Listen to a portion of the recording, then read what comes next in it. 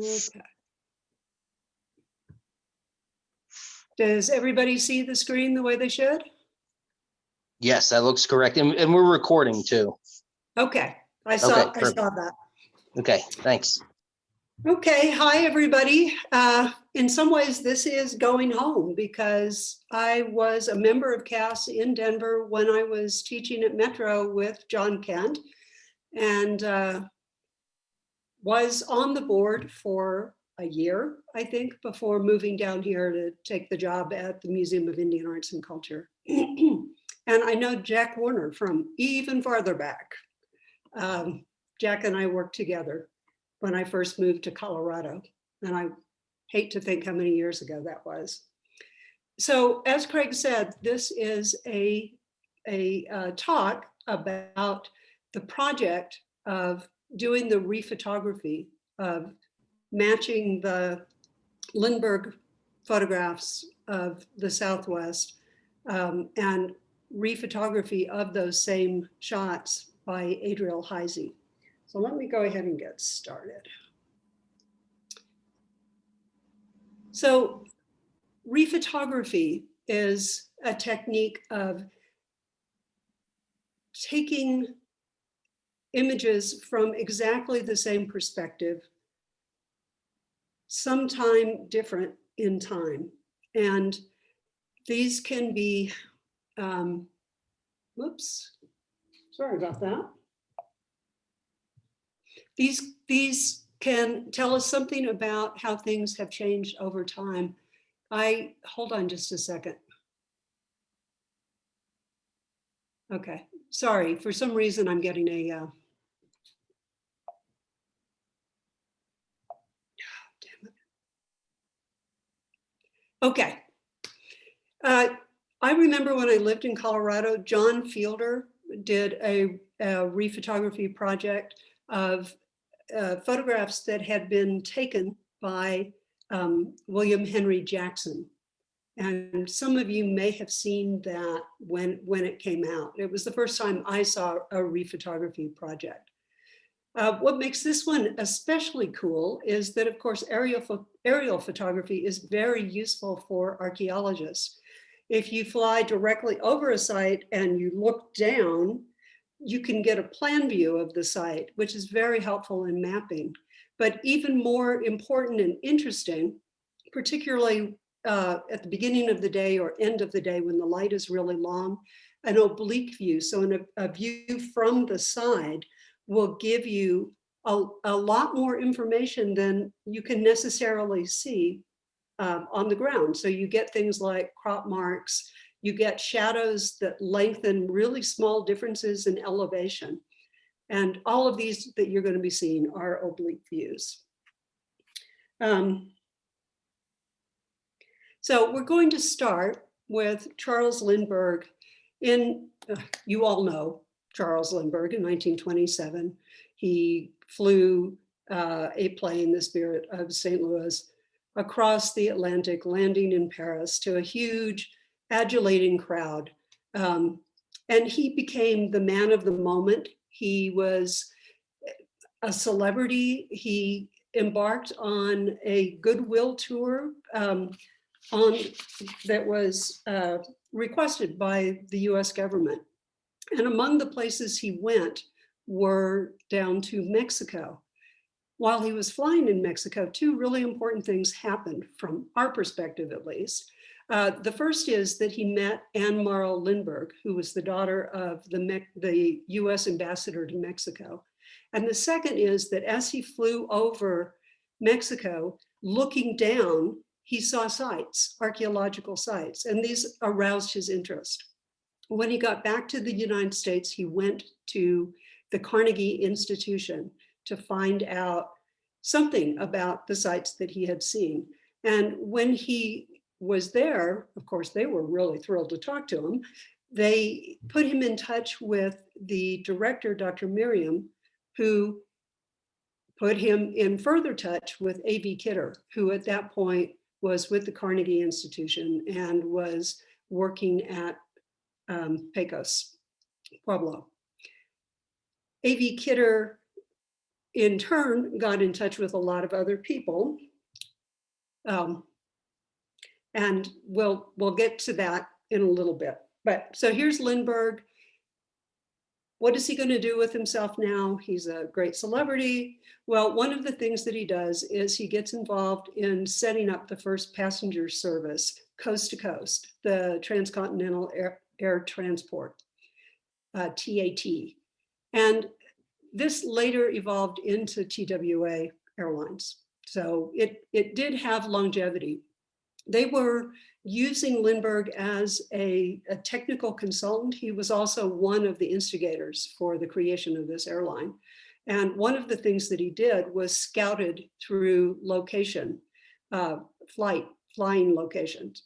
And he chose to go under the Rockies, basically taking I-40 through New Mexico and Arizona to avoid high elevation flying. Just like the trucks do today. And another character is, of course, Morrow Lindberg. And we will see the two of them together. They were flying together when they did the aerial survey of the Southwest. She was the daughter of the ambassador. She was a shy woman interested in writing. And of course, as we all know, she went on to become a pretty well-known writer. There's Kidder on the left with a friend. And he was in his last year in 1929 at Pecos Pueblo. And of course, while at Pecos Pueblo, he set out an initial chronological scheme for the Southwest, which you all know, Basket Maker 2, Pueblo 1, 2, 3, 4, and 5.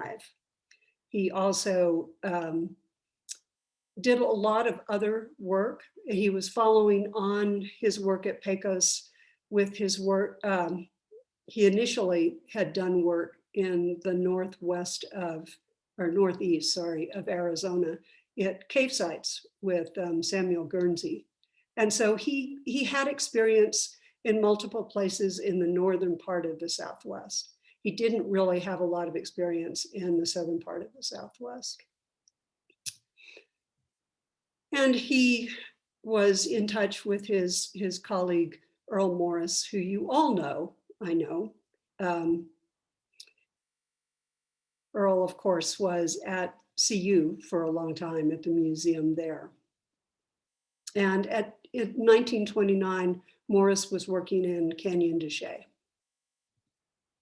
So the Lindbergs got married in late May of 1929, took a quick honeymoon, and then they set off to fly from New York to LA on this new airline. Actually, before the new airline opened, they were flying out for the opening. And this was in early July of 1929. They were using a dual cockpit Curtiss Falcon bi-wing plane, which is what you see them in.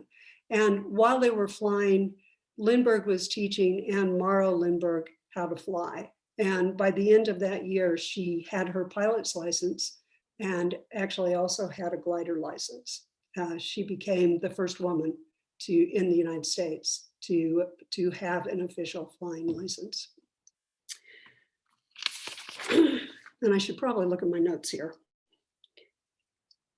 So the route that they had set, so this was New York to LA. Critics of this new airline called it the take a train airline because it was dangerous in those days to fly at night. So they would fly you during the day, and the planes that they were using could only go a couple of hundred miles and then you would land. So they built airports in the part of the story we're interested in. They built an airport in Clovis, one in Albuquerque, one in Winslow, and also one in Kingman, Arizona. So those are the four that are of interest to us.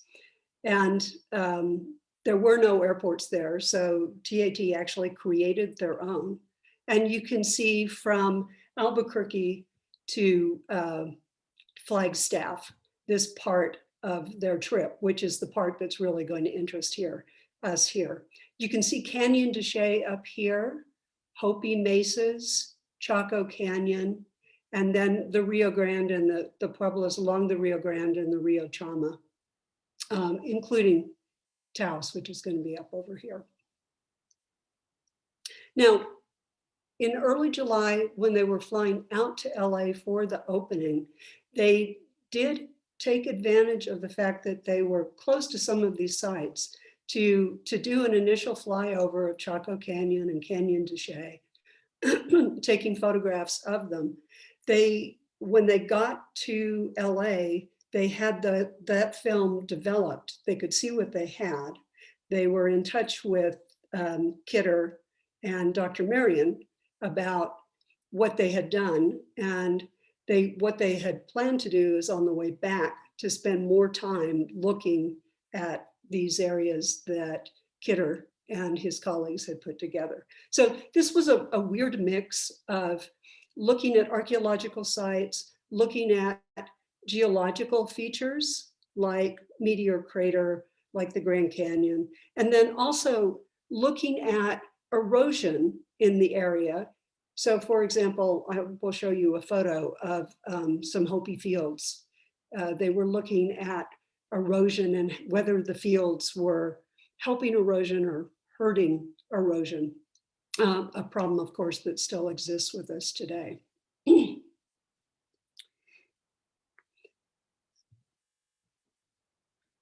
So let me show you some of the photos that they took that we have not rephotographed. This is Forked Lightning, which is right next to Pecos Pueblo. And one of the really cool things that you can see here, and I hope, would somebody unmute and tell me that you can see my cursor moving? We can see it. Okay, good, good. Thank you, Jack.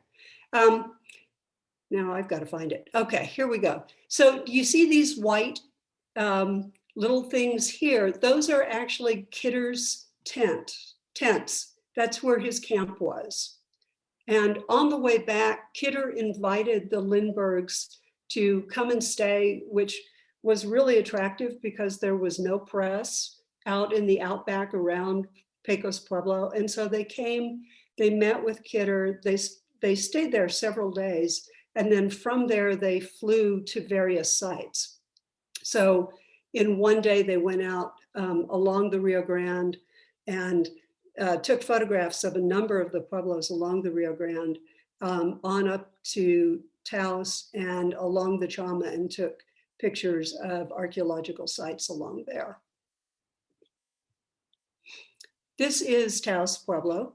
One of the really interesting things you can see here, right along here, these are where all the tourists have parked their cars and trucks. It's right along the river that flows right through the center of the Pueblo.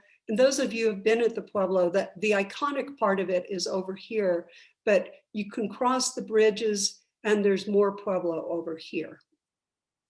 I'd be very interested to see what Taos Pueblo looks like today. You may not know, but the Pueblos are restricted airspace. And the only way that you are allowed to fly over a Pueblo is with special permission from the Pueblo. Now, in this project, we did have Adriel, we got permission for Adriel to take a photograph of Santa Clara Pueblo, but that happened after I had gotten these slides together. It was in the exhibit. So that was cool because they had a big flood event, and which has really changed things.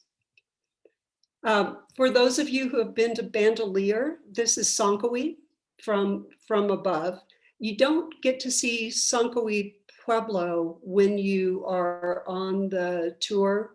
You leave from White Rock and you walk through, mostly what you see is the caveates, just like you see in Frijoles Canyon at Bandelier. But this is a Pueblo. It's a Pueblo with, it's actually a good sized Pueblo, but you're seeing it from quite high above. And up the Chama, this is Pushu Owenge, which is very large pueblo. So this has about 700, darn it, 700 ground floor rooms, and it was 2 to 3 stories high. So you can imagine it's a really big site. And you can see that it's set out along two plazas. And here there's a very large kiva. This is a lot up here. This is the Chama River. This is very near Abiquiu. For those of you who would find that interesting or have been there, and you can visit this site. This was a pueblo that was basically occupied from about 1375 to 1475, 1500. And like Sanqui, the pueblo we just saw, it's thought that people who spoke Tewa languages lived there. And this picture is one of the ones we actually had rephotographed, but I'm not going to show it to you because I have so many slides and you don't really need to see it. It hasn't changed that much. This is Pueblo Pintado. And one of the really cool things about this is that you can see the strut, wing strut from their plane. So what's happening when these photographs are being taken is that Anne is taking over control of the plane, and Charles Lindberg is then taking its camera. There is no real, this is open, and he's just leaning over and taking these photographs. So that's kind of cool to get to see that. This site has not changed all that much. So it's one of the ones I left out otherwise. And then this is Hopi Fields, and you can see along here, and these are sand dunes. And so they're farming basically at the base of sand dunes, which is a pretty common thing for them to do. But again, they were very interested, the people at Carnegie were very interested in farming and erosion and keeping track of how that was working. So that's what you're seeing here. Okay, on their way back, after meeting initially with Kidder at Pecos, Anne and Charles decided that they would go take another look at Chaco and at Canyon de Chelly. And they had planned to do an airmail service. Kidder had sent letters to Earl Morris, and the photographs that they had already taken of Canyon de Chelly had been developed. And the plan was to fly over Morris's site where he was excavating at Antelope House and do a mail drop. But as they were flying over and around, they got really interested in trying to find sites that archaeologists might not know about. And one of the ones that they found is right here. And this is Beehive Pueblo, Beehive Cave, Beehive Ruin. And as they were flying up and down the canyon, Charles saw a place where he thought he could land. And he was really interested in trying to find this site. I think he had a sort of proprietary feeling about it. And he was able to, close to the canyon wall, find a place to land up. And then he and Anne found a way down into the canyon and showed up at camp, at Morris's camp, at Antelope House. And I'll show you Antelope House here really quickly. Unfortunately, Anne and Earl, so Anne Axtell Morris and Earl Morris had gone into town for some supplies, and so they were not there. Those of you who have read Digging in the Southwest, Anne Axtell Morris talks about the visit of the Lindbergs to their site in Canyon del Muerto. But so they walked down and unannounced showed up at the end of the day in time for dinner at Antelope House, where 3 people had been left at the site. They were continuing to work. And they, of course, knew immediately who it was that walked into their camp, because unfortunately for them, the Lindbergs were on every newspaper, in every newspaper. They were celebrities. And they spent the night there. And then the next morning, they had these photos, and including photos of Beehive Ruin, and they wanted to go and see if they could find it. So they did. The 2 of the 3 members of the field crew and the Lindbergs walked about 20 miles that day, up out of Canyon del Muerto, across the top, down into Canyon de Chelly, and looking at photos the whole time, trying to match up what they were seeing so that they could find this site. This is them as they are trying to find it. You can see Charles Lindberg looking at photos to try and match up the landmark features. And Anne is looking very debonair. She's amazing boots she's wearing. It turned out those boots weren't as comfortable, or maybe were not well designed for 20 miles of hiking. Apparently she got some really huge blisters at the end of it. And they did find the site. So here they are. This is Charles and this is Anne at Beehive Ruin. And one of the crew members, and I don't know which one, although I think this is one of the father-son pair that were there. Then they went back to Antelope House and flew back to Pecos.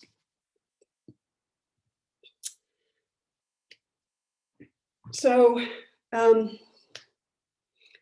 do want to do a shout out to Archaeology Southwest, which found out that the Carnegie photographs of the Lindberg aerial survey of the Southwest were at the Museum of Indian Arts and Culture and the New Mexico History Museum Palace of the Governor photo archives.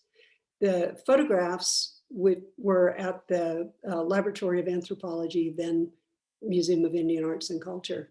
The negatives in the 1970s had been sent to the Palace of the Governor's photo archives. Now, those were cellulose nitrate. They are very easily damaged, coming to the end of their lifespan. And so Archaeology Southwest, who is an organization I'm sure you all know, came up with some funds to do high resolution scanning of the negatives. And that's what you're seeing here. This is Linda Pierce she's the deputy director of Archaeology Southwest. And this is Janelle Weekly, who is the photo curator at the Arizona State Museum, doing the work in the photo archives. So I want to make sure that we give them credit for this. And more than that, it was Linda Pierce's idea initially, after having worked with Adriel Heisey in the past, to do a rephotography program on these. So that was the impetus for getting this going. Enter Adriel. Adriel was a professional pilot. He just retired last year, but he worked for the Navajo Nation for decades, flying the officials around when they needed to go to meetings. And in his spare time, he had his own plane and became a really amazing aerial photographer. His eye is just astounding. So having worked before with Archaeology Southwest, when they contacted him, he was very interested in the project. When it started, which was like 2006, he was doing his own flying in this, let's see, experimental category plane, which he built himself. And you can see there's no cockpit here. He's out in the open. What he's doing here, right here, is one of, it's a photocopy of one of the Lindberg prints. And he's going to go up and fly around until he can get the same perspective on the site that he's photographing. And he did that. The great advantage of this plane and of his later plane, which he took me up and I got to ride around in, which is so cool, is that he can go very low and he can go very slow. So the plane I was in, which you'll see in the next photo, he can go as slow as 30 miles an hour. And so he has more time to figure out where he wants to be and time to actually take the photo by going so slow. He, in the course of this project, decided that this plane was not doing what he needed it to do. So he bought a two-seater, a very small two-seater, and that's what you're seeing here. That's him photographing Santa Fe, actually. This is a photograph he took of himself. The other thing that he did was he got a digital camera because he discovered he really needed that instant feedback of, was he in the right place? Was he at the right elevation to be able to match what the Lindbergs had done? And so with this plane, he could fly with his laptop and immediately see, he'd have a photo, the Lindberg photo on the laptop. He could then look at what he was getting from his camera and decide where, if he was where he needed to be. And here you see him with prints and his camera, and he's juggling a lot of stuff. What he does is he takes the other seat out so that he has lots of extra room for all this equipment that he was taking up with him. So I'm going to now show you the then and now photographs. Not all of them. The Lindberg photographs themselves, there's almost 200 of them. And we did a matching sets, 7 from Canyon de Chelly, 7 from Chaco Canyon, and then 4 in the Northern Rio Grande, including Santa Fe. So here on the left, you see Santa Fe as photographed by the Lindbergs in 1929. This is in July. And one thing to note is that there are farm fields right out here. And let's see, here is the plaza for those of you who have been here. The cathedral is really easily seen here. And at the time, the Capitol was over here. So the current Capitol, so here it is larger. Again, Palace of the Governors and Plaza, Cathedral, Capitol. Today, it's a very different scene, as you can see. Look at all this development around the plaza. Here's the plaza itself. Now, unlike all the other photographs where Adriel tried to match time of day and time of year, so summer and often in the middle of the day, in this case, we needed to get the photographs made, and it was January, so we took them in January.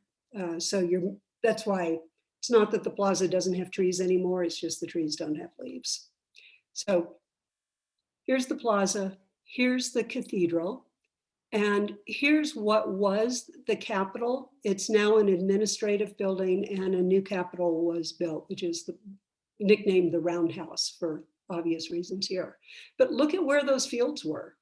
This is all housing. And as you know, you can drive down Cerrillos all the way to the interstate. It's houses almost all the way down. Santa Fe is much, much larger now than it was then, even though it's just little teeny tiny compared to Denver. This is Pecos Pueblo. So notice a few things here. Here is the mission itself, and the site is up along here, along this ridge. And this is Glorieta Creek. Look at how denuded that is of vegetation. Look at the braided stream channel. You're going to see this over and over and over, because today, this is what it looks like. There's a lot more vegetation in the creek bed, which is here. This is, again, the mission church. This had not been excavated in 1929. This is all the other mission buildings around it. And here is that ridge that has the Pueblo on it. You can see a couple of kivas that were left open and some rooms that were left open here.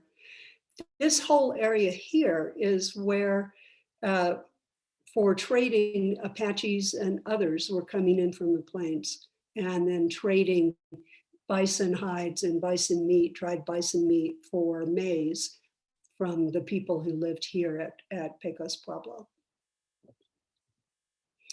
Okay, now we're going to go to Canyon de Chelly. So here is the Lindberg photograph.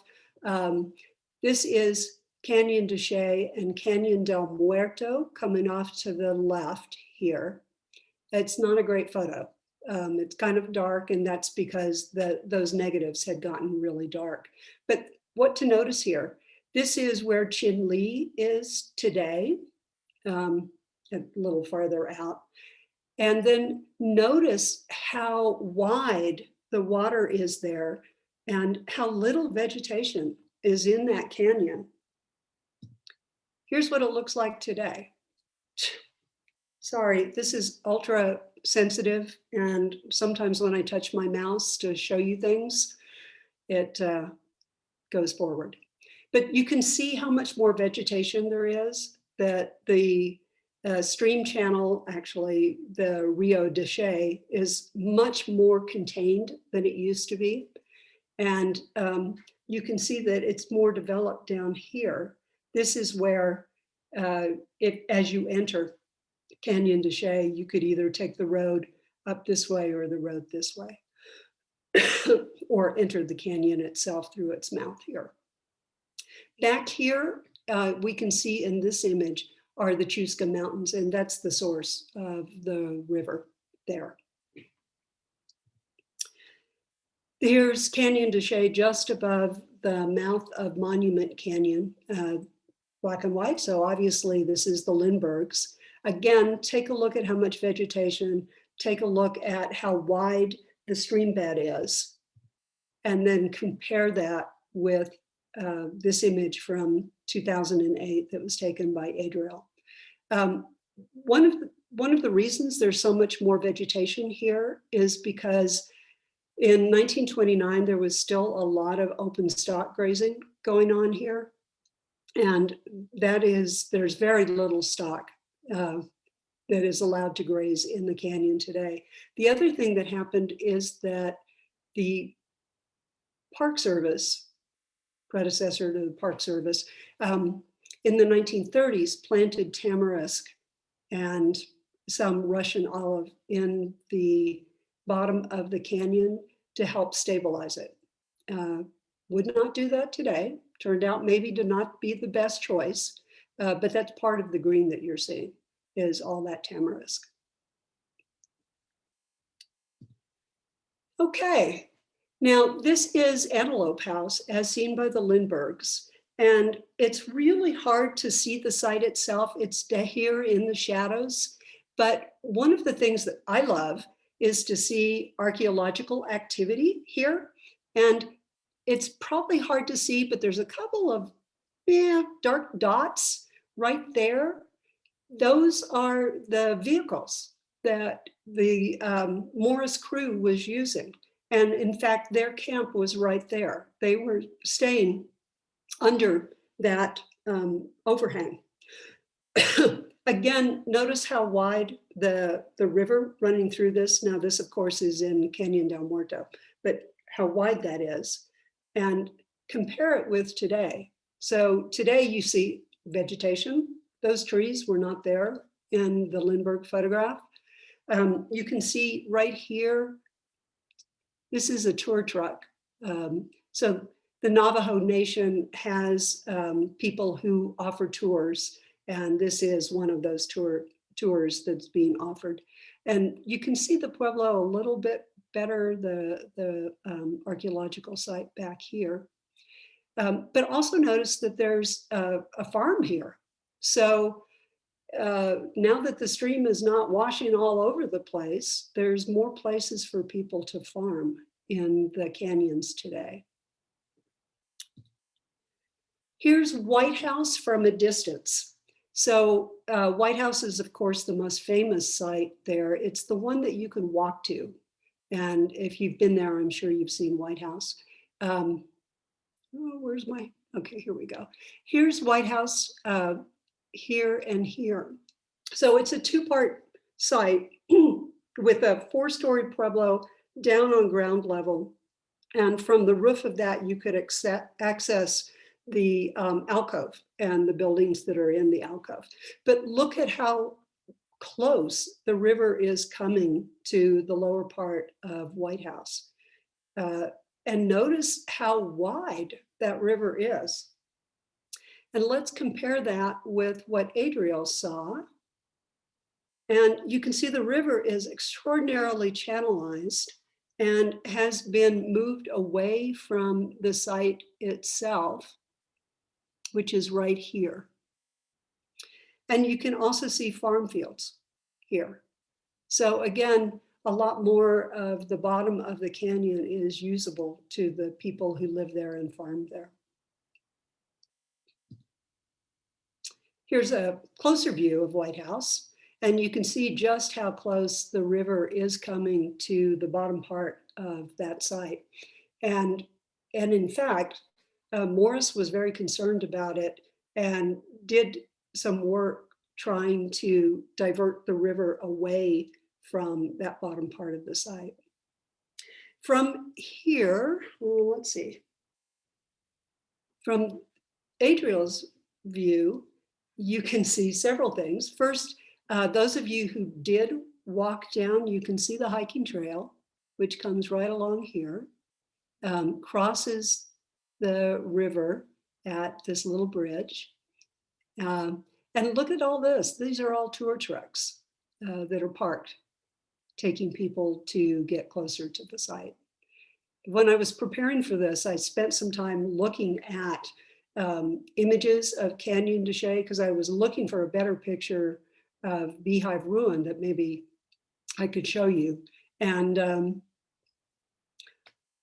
all the pictures are of White House, almost entirely, because it is the one site that you can get to without actually engaging a tour guide. Okay, so now we're going to move from Canyon de Chelly to Chaco Canyon, and this is Pueblo del Arroyo. Those of you who have been there know it. At this point, you can see so many rooms are open. They had just recently been excavated by Neil Judd. And you can see some historic buildings here. So here's the Pueblo, and here's that tri-walled structure. This is Chaco Wash. Look at how wide that wash is. These structures were built in 1899 by Richard Wetherill. Initially, he was using it as a boarding house for archaeologists working in the canyon. It was a way of making some money. And he had been homesteading here, which many of you probably know. In the 1930s, he turned this into the Chaco Canyon Trading Post. So he continued to use those buildings. You can also see, let me see if I can find my cursor again. Here we are. This actually, you drove across Chaco Wash. This was the road to Gallup in those days. So somewhat different from the way the canyon seems today. And here it is today, or in 2008. And several things to notice. Chaco Wash, just like the Rio de Chelly, has now been channelized. It's very constrained in comparison to how it was allowed to just kind of flow wherever it wanted in the past. The Park Service, sorry about that. Park Service also rebuilt some of the arroyo wall here to protect this tri-wall structure. It had lost part of it. Of course, what it lost is gone, but they built out the stream banks so that it would be protected. The other thing that you might notice here is right over here. This is the graveyard where Richard Wetherill is buried. It was there in 1929. It was harder to see then because now it stands out as not having as much vegetation in it. Again, they reduced stock grazing or eliminated stock grazing when this became a national park. So without cows eating everything, vegetation, even though it never seemed all that vegetated when I've been there, it turns out it's got a lot more than it did in 1929. Okay. Now, this is really fascinating. So here's Pueblo Bonito, the most famous site in Chaco Canyon. And look at this.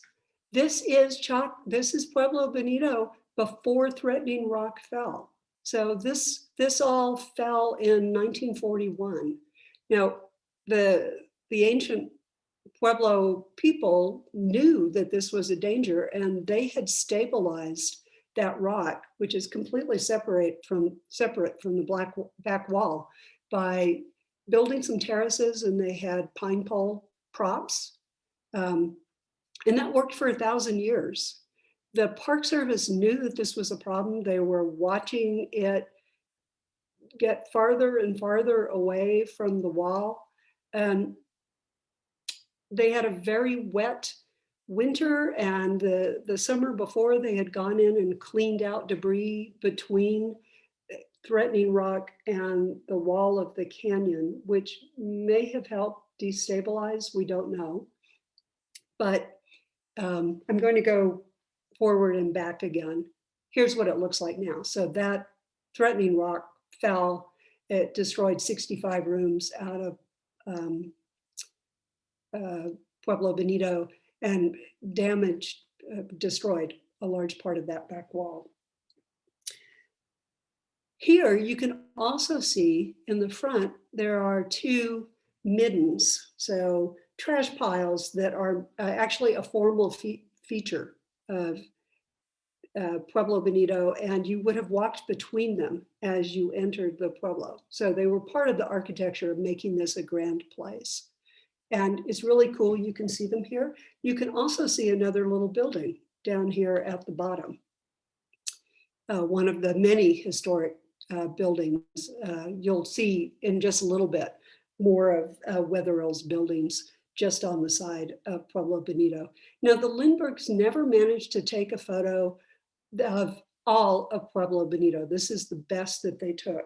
So Adriel chose to take, in this one case, not to try and exactly do what they had done. And instead, he's showing the entire site in one photograph. At the time that this was taken, Chip Wills and Patty Crown were excavating these middens to check and see whether they supported the whole idea that this was a place that was all about feasting. And you can see they backfilled on the right over here, and this is still an open trench at that point. And then they had another student who was doing some work here, actually looking for some of Wetherill's buildings and land use.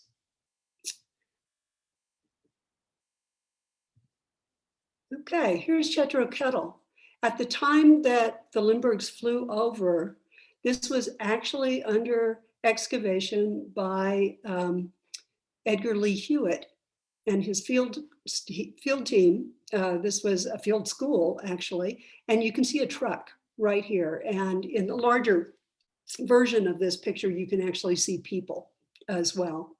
You can see very little of the site has been exposed, excavated at this point, and none of the talus site over here has been excavated, but you can see the Great Kiva here.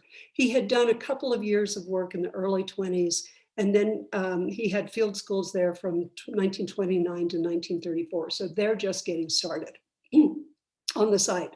The other thing to notice here is the drainage is going right into the site at this point. So it's damaging the site anytime that you're getting water flowing off the back of the canyon here, and it's flowing right down into the site. Hewitt led an effort to divert the water away from the site, and you can see that that's what they did. You can also see that more of the site is exposed, and then this talus unit over here was later excavated as well. Again, more vegetation, and you can see Park Service roads and things like that. So here's one that has Pueblo del Arroyo, Pueblo Bonito, and Casa Rinconada. And Rinconada is not open in the way, in 1929, the way it is today. But look over here next to Pueblo Bonito, and this is what I was talking about. Wetherill had a bunch of buildings, including his house. There's a corral here. So he also put in some sort of a weird irrigation unit here, and you're going to see that in the next photo as well. Look at Chaco Wash. You see how wide it is. You see how little vegetation there is in it. It's still not hugely vegetated, but in comparison, you can see it as a line of green, and you can see this very small channel within that is Chaco Wash, carries most of the water in Chaco Wash today. The Park Service made a deliberate decision to remove all historic structures from this site. And so all of those buildings that Richard Wetherill had put in were removed. The focus from the Park Service perspective is on the Chaco culture itself and not on other uses. And you can see that where that weird irrigation unit was is, that's long since gone. Now here, it's hard to see, but this is one of the Chaco roads right here. And one of the great things about these aerial photographs, it would be better if it was taken like really early in the day or very late in the day, but even so, we from this oblique view can see those roads really nicely. And then this is the last image I'm going to show you. This is again Chaco Canyon. So we have Pueblo Bonito here. We have Chetro Kettle here. Pueblo Alto is over here, and you can't see it right now. And Pueblo del Arroyo is over here. But the really cool thing about this is you see this sort of white cross here. This, if you look at it very closely, this is the ancient field system that was actually irrigated by water that came off the canyon floor and was channeled into it. And today you can still see a little trace of that, but nowhere near as well as you could in 1929 when the Lindbergs were flying over. The other thing that really strikes me about this pair of images is that in 1929, you had Hewitt excavating, you had the trading post and other archaeologists, Wetherill's doing all of his things there. You had Navajo folk coming in, they lived very nearby, they would go to the trading post. visit with the Wetherells. It was a place that had actually a pretty lively social life. Now, this is mid-July. This is high noon. You can tell very close to noon by the shadows. And you can see a couple of cars parked here. Maybe it's the heat, but it just seems like so much more desolate a place now than it did in 1929. Well, there's a lot more I could show you, but I think that's probably enough. So let me close by thanking all of the folks who worked with me on this project, and thank you for your attention. And with that, I guess I will end the show. If anyone has questions, I'd be happy to answer them.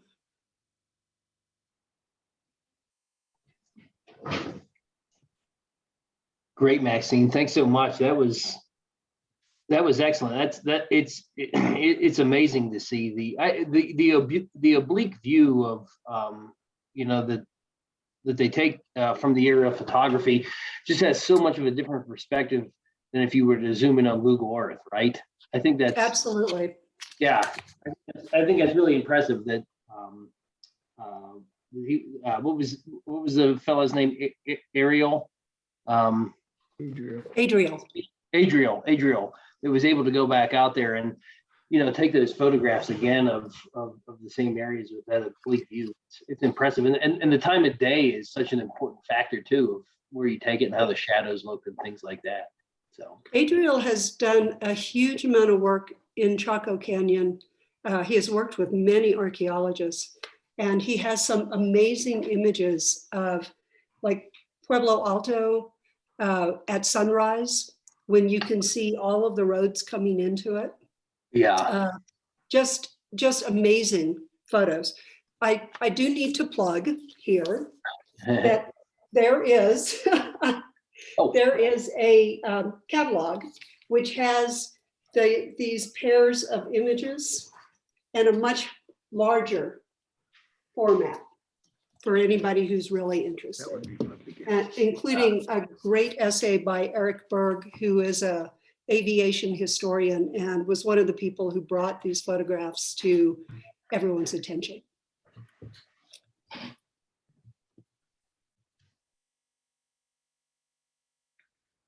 I do have a question. When you talk about the channeling of those rivers, is that all natural, or was it done by various park services and so forth? I believe most of it, I know at Chaco, and I believe at Canyon de Chelly as well, it was a deliberate act by Park Service.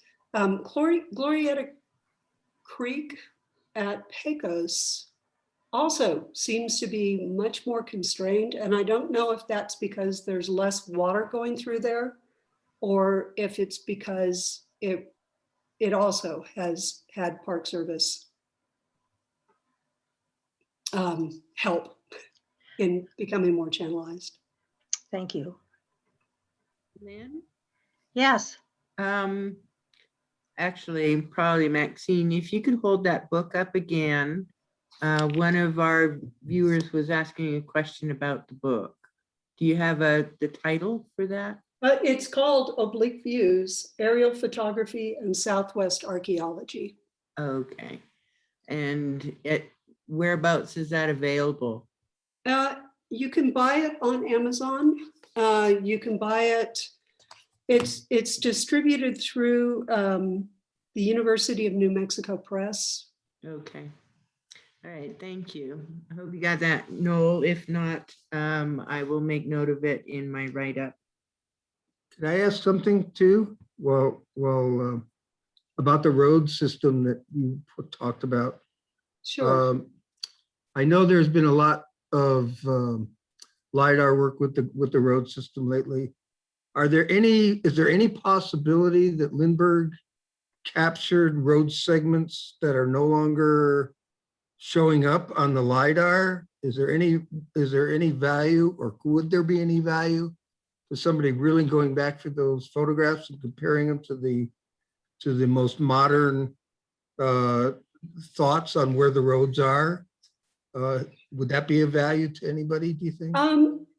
They did not really photograph outside the canyon, Okay, but it may be that indeed those older photographs have roads that are more visible, for various reasons, including Right. the fact that vegetation just seemed to be lower in that time.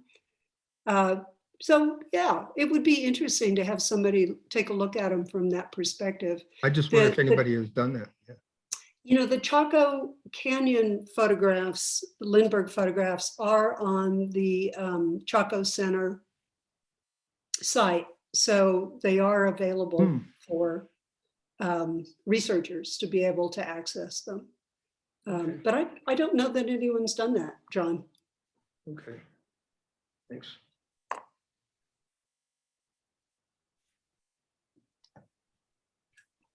Any other questions for Maxine? Well, I just wanted to find out from Maxine if she had been aware or had consulted. There's a book out there on the history of the post office and the birth of the American airline industry. And I can see if I can dig out the title again. I learned a lot about that whole thing. There was a big race going on, and several of the big players that were involved in trying to race and get a postal. It was the government that was helping to fund this development because they were trying to push for airmail. Mhm. National Airmail Service. And so they funded these airlines.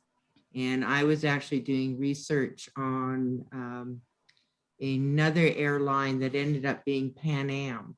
And they were a pilot who was a World War I ace, flying Mhm. ace.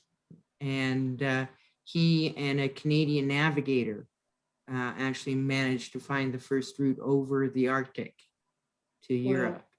Yeah, so I had learned about, through this book, all these various routes that were being done. And so it was quite an interesting time. Yeah, Lindberg himself worked as an airmail pilot for several years. He did that in barnstorming before he flew across the Atlantic. Of course, Okay. after that, those days were done for him, but he did later work with Pan Am as well. Okay, yeah, the anthropologist Admundson, Mhm. Danish, I think it was. Anyhow, he was involved with this group. I think they were called Transnational Airlines, but I don't know if they're the same group.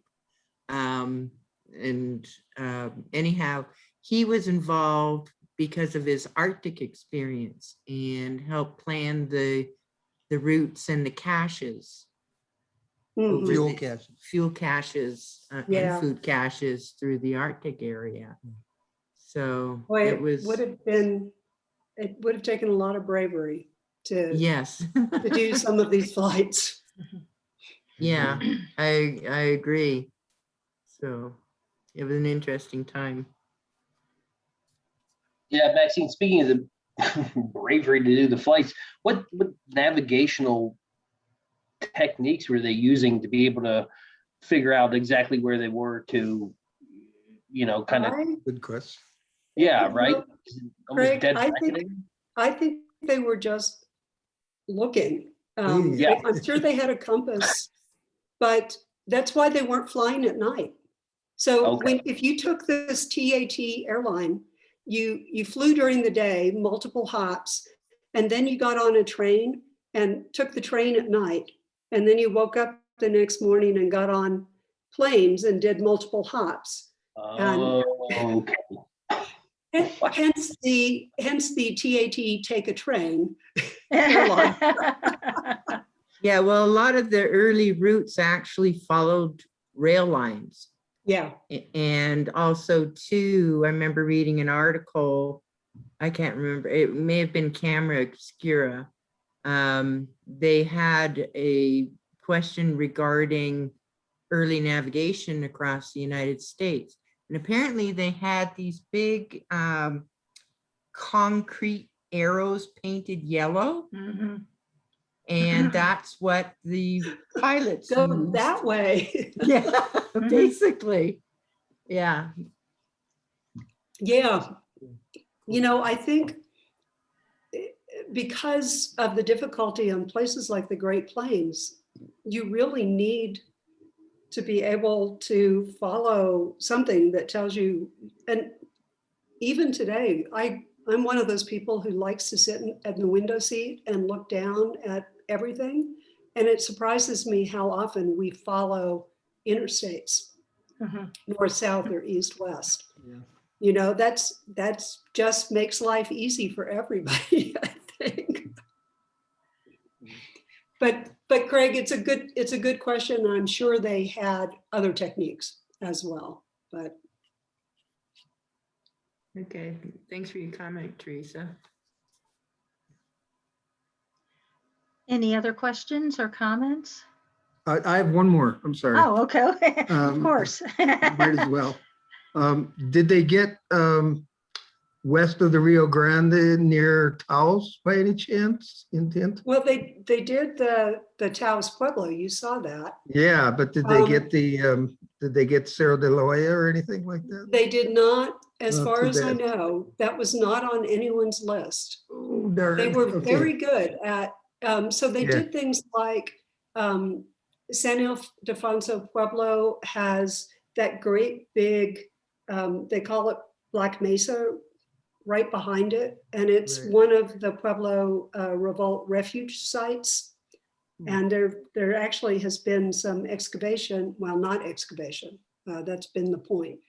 One of the, Woody Aguilar, who is a member of SANI, has been using drones to map what's up on top of the site. It's a sacred place for them.